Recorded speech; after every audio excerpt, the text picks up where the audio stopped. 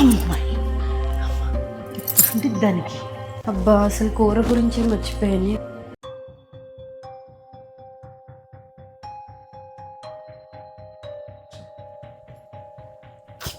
అమ్మో ఏంటి ఇంత ఉప్పుగా ఉంది, నేను కొంచెమే ఉప్పు వేసాను కదా. అమ్మో ఆయనకు తెలిసిందంటే తిడతారు, అసలే వాళ్ళ ఫ్రెండ్స్కి అన్నారు. అబ్బా లేట్ అయిపోతుంది. మోనీ ఏం చేస్తున్నావు సరిట? వస్తున్నానండి. అమ్మో ఏం చెప్పాలో ఏంటో. ఏమైందండి? అయిపోయిందా కూర? అంటే అది సారీ మోనీ, నేను పెద్ద తప్పు చేశాను. అయ్యో ఏమైందండి? కూరలో ఉప్పు సరిపోలేదని చెప్పి ఉప్పు వేద్దాం అనుకున్నాను, అదేమో ఎక్కువ పడిపోయింది. కూర మొత్తం ఉప్పు కసమైపోయింది, అది తినడానికి కూడా రాదు, నన్ను క్షమించే.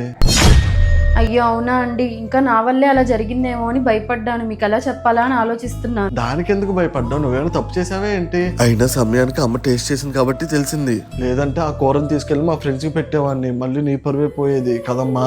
అవునవునరా, సమయానికి నేను చూడబట్టి సరిపోయింది కదా, నువ్వు ఉన్నావు కాబట్టి సరిపోయింది. ఇంకోసారి ఇట్లాంటి తప్పులు రిపీట్ కాకుండా నువ్వే జాగ్రత్తగా చూసుకోవాలమ్మా, సరేనా? సరే సరేరా, ఇక్కడ నుంచి జాగ్రత్తగా చూసుకుంటారా.